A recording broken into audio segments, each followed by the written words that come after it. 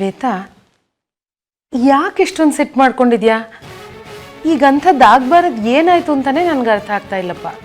ಅರೆ, ಇದು ಕಂಡೋರ್ ಮದ್ವೆ ಅಲ್ಲ ಅತ್ಗೆ, ನಿಮ್ಮ ಸ್ವಂತ ಮಗನ ಮದ್ವೆ, ನಿಮ್ಮ ರಕ್ತ ಹಂಚ್ಕೊಂಡು ಹುಟ್ಟಿರೋ ಮಗನ ಮದ್ವೆ. ಮದ್ವೆ ಕೆಲಸಗಳನ್ನ ನೀವು ಮಾಡದೆ ಹೋದ್ರೆ ಇನ್ಯಾರತ್ಗೆ ಮಾಡ್ತಾರೆ? ಯಾಕೆ ಕಲ್ಪನಾ ಈಗ ಮುಂದುವರೆದು ಎಷ್ಟೊಂದು ಕೆಲಸ ಮಾಡ್ತಿದ್ದಾಳಲ್ಲ, ಅವಳಿಗೂ ಇರೋದು ಒಬ್ಳೆ ಮಗಳು. ಹೆಣ್ಣಿನ ತಾಯಿಗೆ ಇಷ್ಟೊಂದು ಆಸ್ತಿ ಇರಬೇಕಾದ್ರೆ ನೀವು ಗಂಡಿನ ತಾಯಿ ಅತ್ಗೆ ನಿಮ್ಗೆ ಎಷ್ಟೊಂದು ಆಸೆ ಕನಸುಗಳಿರ್ಬೇಕು. ನಿನ್ನ ಪ್ರೀತಿಗೆ, ನೀನು ನನ್ನ ಮೇಲೆ ತೋರಿಸ್ತಿರೋ ಕಾಳಜಿಗೆ ಮನಸ್ಸು ತುಂಬಿ ಬರುತ್ತೆ ಶ್ವೇತಾ. ನಿನ್ನ ಮಾತೆಲ್ಲ ಹೃದಯಕ್ಕೆ ಅರ್ಥ ಆಗ್ತಾ ಇದೆ, ಆದರೆ ಅದರಲ್ಲಿರೋ ತರ್ಕ ಬುದ್ಧಿಗೆ ಅರ್ಥ ಆಗಲ್ಲ. ಮೊದಲೇ ಕಲ್ಪನನ್ಗೆ ನನ್ನ ಮುಖ ನೋಡಿದ್ರೇ ಆಗಲ್ಲ, ನಾನು ಕಂಡ್ರೇನೆ ಉರಿದುರಿದು ಬೀಳ್ತಾಳೆ. ಹಾಗಿರುವಾಗ ನಾನು ಅವಳು ಕೂತ್ಕೊಂಡು ಮದುವೆ ಮಾತುಕತೆ ಆಡಕ್ಕೆ ಸಾಧ್ಯನಾ ಶ್ವೇತಾ? ಹಾಗಂತ ನಿಮ್ಮಲ್ಲಿರೋ ತಾಯಿ ಕನಸನ್ನ ಕೊಂದು ಹಾಕ್ತೀರಾ ಅತ್ಗೆ? ಬೇರೆ ದಾರಿನೇ ಇಲ್ಲ. ಮಗನ ಮದುವೆ ನಿರ್ವಿಘ್ನವಾಗಿ ನಡಿಬೇಕು ಅಂದರೆ ತಾಯಿ ಕನಸು ಸಾಯಲೇಬೇಕು. ಹಾಗಾಗಬಾರ್ದು ಅಪ್ಪ. ನನ್ನ ಮಗಳು ಮದುವೆ ನಾನು ಅನ್ಕೊಂಡ ಹಾಗೆ ನಡಿಬೇಕು, ಯಾವ ಕೊರತೆನೂ ಆಗಬಾರ್ದು. ನಮ್ಮ ಆಸೆ ಕೂಡ ಅದೇ ಕಲ್ಪನಾ. ನಮ್ಮ ಮನೆತನದ ಮುಂದಿನ ತಲೆಮಾರು ಕೂಡ ಈ ಮದುವೆ ಬಗ್ಗೆ ಮಾತಾಡಬೇಕು. ಅಷ್ಟು ಚೆನ್ನಾಗಾಗ್ಬೇಕು ಈ ಮದುವೆ. ಹೌದು ಮಾ, ಅದಕ್ಕೋಸ್ಕರನೇ ಮದುವೆ ತಯಾರಿನ ಇವತ್ತಿಂದನೇ ನಾನು ಶುರು ಮಾಡ್ತೀನಿ. ಮೊದಲು ಒಳ್ಳೆ ದಿನನ ಕೇಳಬೇಕು. ಮದುವೆ ದಿನ ಫಿಕ್ಸ್ ಆಗೋದ್ರೆ ಇನ್ನೆಷ್ಟು ದಿನ ಉಳಿಯುತ್ತೋ ಅಂತ ನೋಡಿಕೊಂಡು ಕೆಲಸ ಶುರು ಮಾಡ್ಕೋಬೇಕು. ಹಾಂ, ನನಗೆ ಒಬ್ರು ಒಳ್ಳೆ ಪುರೋಹಿತರು ಗೊತ್ತಿದ್ದಾರೆ. ನಾಳೆನೇ ಅವ್ರ ಹತ್ರ ಹೋಗೋಣ. ಮುಂದೆ ಯಾವ್ಯಾವ ಒಳ್ಳೆ ಮುಹೂರ್ತ ಇದೆ ಅಂತ ಕೇಳ್ಕೊಂಬರೋಣ. ದೂರ ಡೇಟ್ ಬೇಡಮ್ಮ, ಹತ್ರ ಡೇಟೇ ಫಿಕ್ಸ್ ಮಾಡೋಣ. ನಾಳೆ ಮನೆಗೆ ಬರ್ತೀನಿ, ಇಬ್ರು ಒಟ್ಟಿಗೆ ಹೋಗೋಣ. ಆಯಿತು, ಯಾವ್ಯಾವ ದಿನ ಚೆನ್ನಾಗಿದೆ ಅಂತ ನೀವಿಬ್ಬರು ಹೋಗಿ ಕೇಳ್ಕೊಂಡು ಬನ್ನಿ. ಜೊತೆಗೆ ಪಾರ್ವತಿನೇ ಕರ್ಕೊಂಡು ಹೋಗಿ. ತುಂಬ ಹತ್ರ ಇರೋ ದಿನ ಗೊತ್ತು ಮಾಡೋಕ್ಕಾಗಲ್ಲಮ್ಮ. ಮದುವೆ ತಯಾರನ್ನು ಮಾಡಬೇಕಲ್ವಾ? ಕೈಲಾಸ ಇದ್ದಿದ್ರೆ ಎಲ್ಲ ಮಾತಾಡ್ಬೋದಿತ್ತು. ಅಪ್ಪ, ನಾನಿಲ್ವಾ? ನೀನ್ ಎದುರುಗಡೆ ಇರೋರ್ಗಿಂತ ದೂರದಲ್ಲಿ ಇರೋರ್ದೇ ನಿನಗೆ ಯೋಚನೆ ಜಾಸ್ತಿ. ಹಾಗಂದ್ರೆ ಹೇಗಮ್ಮ? ಮನೆ ಯಜಮಾನನ ಹತ್ರ ಕೂತು ಮಾತಾಡುವಂಥ ಮಾತುಗಳಿರ್ತವೆ, ನಾವಿಬ್ಬರೂ ಕೂತು ನಿರ್ಧಾರ ಮಾಡುವಂಥ ಕೆಲಸಗಳಿರ್ತವೆ. ಈಗ ಚೌಲ್ಟ್ರಿ ಬುಕ್ ಮಾಡಬೇಕು ಅಂದರೆ ನಮ್ಮ ಡೇಟ್ಗೆ ಖಾಲಿ ಇರೋಂಥ ಚೌಲ್ಟ್ರಿನ ನೀನು ಊರೆಲ್ಲ ಸುತ್ತಿ ಹುಡುಕ್ತೀಯಾ? ಕಲ್ಪನಾ, ಇವೆಲ್ಲ ಗಂಡ್ಮಕ್ಳು ಮಾಡೋ ಅಂಥದ್ದು. ಏನು ಕೆಲಸ ಕಮ್ಮಿ ಇರುತ್ತೆ ಅಂತ ತಿಳ್ಕೊಬೇಡ. ಅರ್ಶಿನ ಕುಂಕುಮ ತಗೋಬೇಕು, ಸೀರೆಗಳು, ಒಡವೆಗಳು, ಬಟ್ಟೆಗಳು, ನಮಗೂ ಬೇಕಾದಷ್ಟು ಕೆಲಸ ಇರುತ್ತೆ ಕಲ್ಪನಾ. ನೀನು ಹೇಳೋದು ಸರಿನೇಮ್ಮ, ಆದರೆ ಕೈಲಾಶ್ನಿಂದ ಯಾವುದೇ ಥರ ತೊಂದರೆಗಳು ಆಗಲ್ಲ. ಇಂಥದ್ದು ಬೇಕು ಇಂಥದ್ದು ಬೇಡ ಅನ್ನೋ ಕಿರಿಕಿರಿನೂ ಇರಲ್ಲ. ನಾನು ಹೇಳಿದ್ದೆ ಫೈನಲ್, ಅದಕ್ಕೆ ಹೇಳಿದೆ. ಸರಿನಮ್ಮ, ನೀವು ಗಂಡ ಹೆಂಡತಿ ಮಾತಾಡಿಕೊಂಡು ನಮಗೆ ತಿಳಿಸಿ, ಆಯ್ತಾ?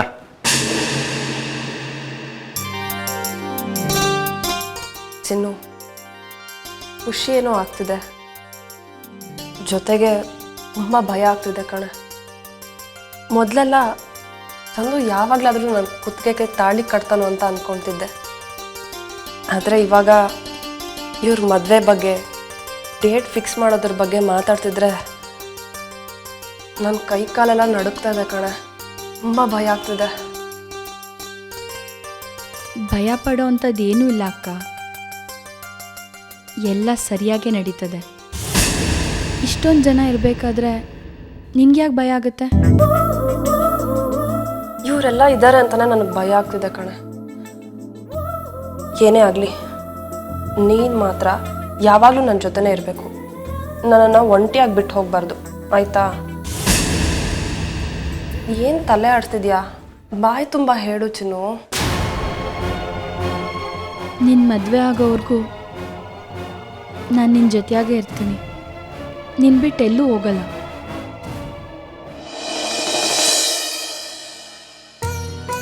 ಚಿನ್ನು, ನಿನ್ನ ಕೈಯಲ್ಲಿ ಅದು ಏನು ಮೋಡಿದೆಯೋ ಗೊತ್ತಿಲ್ಲಮ್ಮ. ನೀನು ಮಾಡಿದ ಅಡುಗೆ ಊಟ ಮಾಡ್ತಿದ್ರೆ ನಮ್ಮಮ್ಮನ ಕೈ ರುಚಿನೇ ನೆನಪಾಗುತ್ತೆ. ಬರೀ ಕೈ ರುಚಿ ಮಾತ್ರ ಅಲ್ಲಪ್ಪ, ನಮ್ಮ ಚಿನ್ನು ಎಲ್ರನ್ನೂ ಮೋಡಿ ಮಾಡಿ ತನ್ನ ಬುಟ್ಟಿಗೆ ಹಾಕೊಂಡ್ಬಿಡ್ತಾಳೆ ಅಲ್ವಾ ಚಿನ್ನ? ಯಾವಾಗ ಬಂದ್ರಿ? ಬೆಳಿಗ್ಗೆನೆ ಬಂದ್ರಿ. ಚೆನ್ನಾಗಿದ್ದೀರಾ? ಚೆನ್ನಾಗಿ. ನೀವು ಚೆನ್ನಾಗಿದ್ದೀರಾ? ಹಾಂ. ನೀವು ಬರ್ತೀರಿ ಅಂತಾನೆ ಎಷ್ಟೊತ್ತು ಕಾದ್ವು, ಲೇಟ್ ಆಗುತ್ತೆ ಅಂತ ಈಗ ತಾನೇ ಊಟ ಮುಗಿಸಿದ್ವು. ಪರವಾಗಿಲ್ಲ ಮಾವ, ಒಂದು ಇಂಪಾರ್ಟೆಂಟ್ ಮೀಟಿಂಗ್ ಇತ್ತು, ಅದಕ್ಕೆ ಲೇಟ್ ಆಯಿತು ಬರೋದು. ಅಪ್ಪಾಜಿ ಊಟಕ್ಕಿರ್ತೀನಿ, ಕೈ ತೊಳ್ಕೊಳ್ಳಿ. ಬೇಡ ಚಿನ್ನು, ಇವತ್ತು ಸಂತೋಷಕ್ಕೆ ಹೊಟ್ಟೆ ತುಂಬೋಗಿದೆ. ಬರೀ ಇಷ್ಟಕ್ಕೇನೆ ಹೊಟ್ಟೆ ತುಂಬಿದೆ ಅಂತ ಹೇಳಿದ್ರೆ ಹೇಗೆ ಅಳಿ ಅಂದರೆ, ಇನ್ನೊಂದು ಸಂತೋಷ ಸುದ್ದಿ ಇದೆ. ಆ ಸುದ್ದಿ ಕೇಳಿದ್ರೆ ಆಕಾಶದಲ್ಲಿ ತೇಲ್ತೀರಾ. ಅರೆ, ನಾನಿವತ್ತು ನಿಮ್ಮೆಲ್ಲರಿಗೂ ಒಂದು ಗುಡ್ ನ್ಯೂಸ್ ಹೇಳೋಣ ಅಂತ ಬಂದೆ. ಕೈಲಾಶ್, ನೀನು ಹೇಳೋ ಗುಡ್ ನ್ಯೂಸ್ಗಿಂತ ನಾವು ಹೇಳೋ ಗುಡ್ ನ್ಯೂಸ್ನ ಕೇಳು. ಅಪ್ಪ ಅಮ್ಮ ಚಂದನ್ ಗೊಂಬೆ ಮದುವೆ ಡೇಟ್ನ ಫಿಕ್ಸ್ ಮಾಡೋಣ ಅಂತ ಕೇಳಕ್ಕೆ ಬಂದಿದ್ದಾರೆ. ಈಗ ಹೇಳು, ಮಗಳು ಮದುವೆಗಿಂತಲೂ ಗುಡ್ ನ್ಯೂಸ್ ಯಾವುದಿದೆ? ಆ ದೇವರು ಇವತ್ತು ಎಲ್ಲ ಸಂತೋಷನೂ ನಮ್ಮನೆಗೆ ಕಳಿಸಿದ್ದಾನೆ ಅನ್ಸುತ್ತೆ. ಒಂದಕ್ಕಿಂತ ಒಂದು ಗುಡ್ ನ್ಯೂಸ್. ಆದಷ್ಟು ಬೇಗ ಬರೋ 2 ತಿಂಗಳ ಒಳಗೆ ಮದುವೆ ಮುಗಿಸೋಣ ಅಂತಿದ್ದಾರೆ.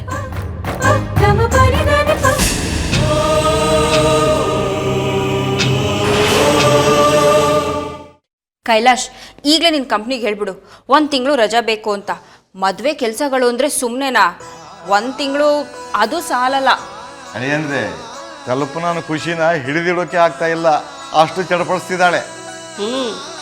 ಮಗಳ ಮದುವೆ ಅಂದರೆ ತಾಯಿ ಆದವಳಿಗೆ ಎಷ್ಟು ಖುಷಿ ಆಗುತ್ತೆ ಅಂತ ತಾಯಿ ಆದವಳಿಗೆ ಗೊತ್ತಾಗೋದು. ಹೌದೌದು, ಬರೀ ನಿಮಗೆ ಮಾತ್ರ ಖುಷಿನಾ? ಮಗಳ ಮದುವೆ ಅಂದರೆ ತಂದೆಗೆ ಎಷ್ಟು ಸಂತೋಷ ಅಂತ ನಿಮಗೇನು ಗೊತ್ತು ಅಲ್ವಾ ಅಳಿ ಅಂದರೆ? ನಿಜಾನೇ ಮಾವ, ನನ್ನ ಗೊಂಬೆ ಮದುವೆ ಅಂದರೆ ಸುಮ್ಮನೆನಾ? ಮತ್ತೆ ನೀವೇನೋ ಗುಡ್ ನ್ಯೂಸ್ ಹೇಳ್ತೀನಿ ಅಂದ್ರಿ, ಏನದು? ಅಪ್ಪ, ದಯವಿಟ್ಟು ನಿಮ್ಗೆ ಕೈ ಮುಗಿತೀನಿ. ಇವ್ರ ಸಂತೋಷವಾದ ಸುದ್ದಿ ಮಾತ್ರ ಕೇಳಬೇಡಿ. ಬೇರೆಯವ್ರು ಸಂತೋಷವಾಗಿದ್ರೆ ಅದೇ ಇವ್ರ ಸಂತೋಷವಾದ ಸುದ್ದಿ.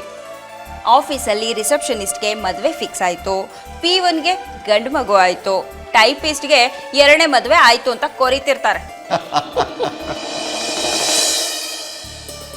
ಇದೇನಪ್ಪ ಇದು? ಮನೆಯೆಲ್ಲ ಖಾಲಿ ಖಾಲಿ ಇದೆ, ಯಾರೂ ಕಾಣಿಸ್ತಿಲ್ಲ. ಅಟ್ಲೀಸ್ಟ್ ತಾತನಾದರೂ ಇರಬೇಕಿತ್ತಲ್ಲ, ಎಲ್ಲಿ ಹೋದ್ರು? ಓಹ್ ಶ್ವೇತತೆ, ಮನೇಲಿ ನೀವಾದರೂ ಇದ್ದೀರಲ್ಲ, ಏನು ಯಾರೂ ಕಾಣಿಸ್ತಿಲ್ಲ, ಎಲ್ಲೋದ್ರು? ಎಲ್ಲಿ ಹೋದ್ರೆ ಗೆಸ್ ಮಾಡು. ಯಾವುದಾದ್ರೂ ಎಕ್ಸಿಬಿಷನ್ಗೆ ಹೋದ್ರಾ? ಗೂಬೆ, ಕೆಲಸ ಕಾರ್ಯ ಬಿಟ್ಬಿಟ್ಟು ಡೇ ಟೈಮಲ್ಲಿ ಯಾರಾದರೂ ಎಕ್ಸಿಬಿಷನ್ಗೆ ಹೋಗ್ತಾರಾ? ಹಾಗಾದರೆ ಸಿನಿಮಾಗೆ ಹೋಗಿರಬೇಕು. ನಿನ್ ತಲೆ. ಚಂದ್ರಶ್ರುತಿ ಮದುವೆ ಬಗ್ಗೆ ಮಾತುಕತೆ ಆಡೋದಕ್ಕೆ ಎಲ್ಲರೂ ಹೋಗಿದ್ದಾರೆ. ಅಪ್ಪ ಅಮ್ಮ ಕಲ್ಪನಾ ಅಕ್ಕ ಮನೆಗೆ ಹೋಗಿದ್ದಾರೆ. ಮದುವೆ ಬಗ್ಗೆ ಒಂದು ನಿರ್ಧಾರ ಮಾಡಿಕೊಂಡೇ ಬರ್ತಾರೆ. ಆದಷ್ಟು ಬೇಗ ಈ ಮನೇಲಿ ಶುಭ ಕಾರ್ಯ ನಡೆಯುತ್ತೆ ಕಣರಾಮು. ಶುಭ ಕಾರ್ಯನಾ? ಯಾರಿಗೂ ಗೊತ್ತು. ತುಂಬ ನಗೋರು ತುಂಬ ಅಳ್ತಾರಂತೆ. ಈ ಶುಭ ಕಾರ್ಯ ಅದು ಯಾವ ಅಶುಭ ವಾರ್ತೆಯನ್ನು ಕೇಳೋ ಹಾಗೆ ಮಾಡುತ್ತೋ? ಏನೇನು ಮಾತಾಡ್ತಿದೀಯೋ? ಶುಭ ಕಾರ್ಯ ಅಂತ ನಾನಂದ್ರೆ ಅಶುಭ ವಾರ್ತೆ ಅಂತಿದೀಯಲ್ಲ, ಏನಾಗಿದೆ ನಿಂಗೆ? ಏನಿಲ್ಲ, ನನಗೆ ಸ್ವಲ್ಪ ಅಡುಗೆ ಮನೇಲಿ ಕೆಲಸ ಇದೆ, ಬರ್ತೀನಿ.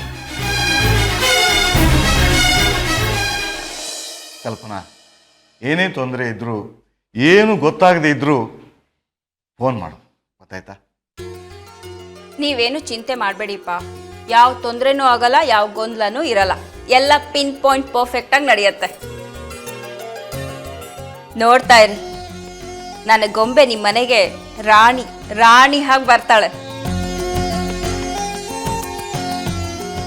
ಅಂದರೆ ನಿಮಗೂ ಹೇಳ್ತಿದ್ದೀನಿ, ಏನೇ ತೊಂದರೆ ಇದ್ದರೂ ಸಂಕೋಚ ಪಡದೆ ಹೇಳಿ. ಸರಿ ಮಾವ, ನೀವು ಹೇಳಿದಾಗೆ ಮಾಡ್ತೀನಿ. ಅಳಿ ಅಂದರೆ ತಂದೆ ಜವಾಬ್ದಾರಿ ಏನು ಅಂತ ನನಗೂ ಅರ್ಥ ಆಗುತ್ತೆ. ಹೇಳಿ ಕೇಳಿ ನೀವು MNC ಕಂಪ್ನಿಲಿ ಕೆಲಸ ಮಾಡ್ತಾ ಇದ್ದೀರಿ. ನಿಮ್ಮ ಬಾಸು ಯಾವುದೋ ದೂರ ದೇಶದಲ್ಲಿ ಇರ್ತಾರೆ. ನಿಮ್ಮ ಲೀವ್ ಲೆಟರು ಅವ್ರಿಗೆ ಹೋಗಿ ತಲುಪಿ ಅಲ್ಲಿಂದ ಶಾಂಕ್ಷನ್ ಆಗಿ ಬರಬೇಕು. ಹೆಚ್ಚು ಕಡಿಮೆ 1 ತಿಂಗಳು ರಜೆ ನಿಮಗೆ ಬೇಕಾಗಬಹುದು. ನೋಡಿ, ಕೇಳಿ ನೋಡಿ, ಎಲ್ಲ ರೀತಿಯಿಂದಲೂ ಎಲ್ರಿಗೂ ಅನುಕೂಲ ಆಗೋ ಹಾಗೆ ಮದುವೆ ದಿನ ಫಿಕ್ಸ್ ಮಾಡೋಣ. ಯಾರಿಗೂ ಯಾವುದೇ ರೀತಿ ತೊಂದರೆ ಆಗಿರಬಾರ್ದು. ಸರಿ ಮಾವ. ಅಳಿ ಅಂದರೆ ನಾವು ಹೊರಡ್ತೀವಿ. ಸುಲೋಚನಾ? ಗೊಂಬೆ ಮದುವೆ ತುಂಬ ಹತ್ತಿರದಲ್ಲಿದೆ. ಸಿಕ್ಕಿದಂಗೆಲ್ಲ ಬಿಸಿಲಲ್ಲೆಲ್ಲ ಓಡಾಡಬೇಡ, ಅದು ಇದು ತಿನ್ನಬೇಡ. 2 ತಿಂಗಳಲ್ಲಿ ಮದುಮಗಳ ಕಳೆ ಎದ್ದ ಕಾಣಬೇಕು. ಸರಿ ಅಜ್ಜಿ, ಎಲ್ಲೂ ಹೋಗಲ್ಲ. ಚಿನ್ನು, ಗೊಂಬೆ ಅಕ್ಕನ್ನ ನೀನು ತುಂಬ ಕಾಳಜಿಯಿಂದ ನೋಡ್ಕೋಬೇಕಿನ್ಮೇಲೆ, ಆಯ್ತಾ? ಸರಿ ಅಜ್ಜಿ, ಗೊಂಬೆ ಅಕ್ಕನ ನಾನು ಕಣ್ಣಲ್ಲಿ ಕಣ್ಣಿಟ್ಟು ನೋಡ್ಕೊಳ್ತೀನಿ. ಅವಳು ಹೊರಗೆ ಹೋಗ್ತೀನಿ ಅಂದರೂ ನಾನು ಹೋಗೋದಕ್ಕೆ ಬಿಡಲ್ಲ. ಸರಿ ಕಲ್ಪನಾ, ನಾವಿನ್ ಬರ್ತೀವಿ ಕಣೆ.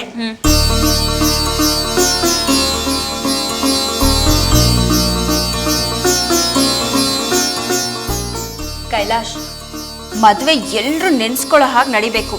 ತುಂಬ ಗ್ರ್ಯಾಂಡಾಗಿ ಮಾಡೋಣ. ಆದಷ್ಟು ಬೇಗ ಮದುವೆ ತಯಾರಿ ಶುರು ಮಾಡೋಣ. ನಾನಂತೂ ಇವತ್ತಿಂದಾನೇ ಶುರು ಮಾಡ್ತೀನಪ್ಪ. ನಾನು ನಿನ್ನ ಹತ್ರ ಸ್ವಲ್ಪ ಅರ್ಜೆಂಟಾಗಿ ಮಾತಾಡಬೇಕು. ಕೈಲಾಶ್, ಮದುವೆ ತಯಾರಿ ಶುರು ಮಾಡೋಣ ಅನ್ನಲ್ಲ. ನಾನಂತೂ ನನ್ನ ಫ್ರೆಂಡ್ಸ್ಗೆಲ್ಲ ಫೋನ್ ಮಾಡಿ ಯಾರ್ಯಾರು ಎಲ್ಲೆಲ್ಲಿ ಮದುವೆ ಮಾಡಿದ್ರು, ಹೇಗೆ ಮಾಡಿದ್ರು ಅಂತ ತಿಳ್ಕೊತೀನಿ. ಯಾರು ಮದುವೆ ಮಾಡಿರಬಾರ್ದು, ಹಾಗೆ ನನ್ನ ಮಗಳು ಮದುವೆ ಮಾಡಬೇಕು. ನಂಗೆ ಟೈಮ್ ಇಲ್ಲಪ್ಪ.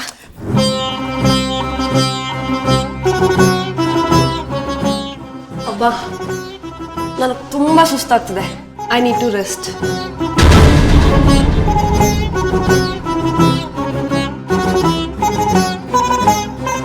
ಅಪ್ಪಾಜಿ, ಯಾಕೋ ತುಂಬ ಬೇಜಾರು ಮಾಡ್ಕೊಂಡಂಗಿದ್ದೀರಾ?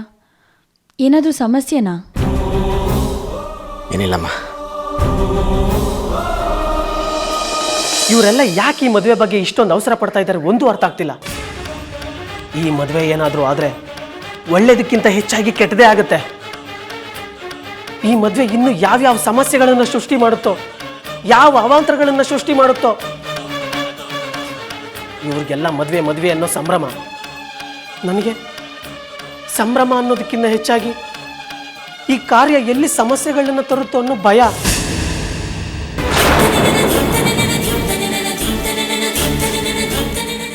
ದೇವರೇ, ಏನೇ ಆದರೂ ಒಳ್ಳೇದು ಮಾಡಪ್ಪ. ಮದುವೆ ಆದರೂ ಈ ಮನೆದು ಒಳ್ಳೇದು ಮಾಡು. ಮದುವೆ ಮುಂದೆ ಹೋದ್ರು ಒಳ್ಳೇದು ಮಾಡಪ್ಪ. ಯಾವ ರೀತಿಯಲ್ಲಿ ಸರಿ ಹೋಗುತ್ತೆ ಅಂತ ನನಗನ್ನಿಸ್ತಿಲ್ಲ. ಯಾಕೆಂದ್ರೆ ಶ್ರುತಿ ಅಕ್ಕ ಚಂದನ್ ಮಧ್ಯೆ ಇನ್ನೊಬ್ರು ಇದಾರಲ್ಲ, ಅದು ಹೇಗೆ ಸರಿ ಹೋಗಕ್ಕೆ ಸಾಧ್ಯ?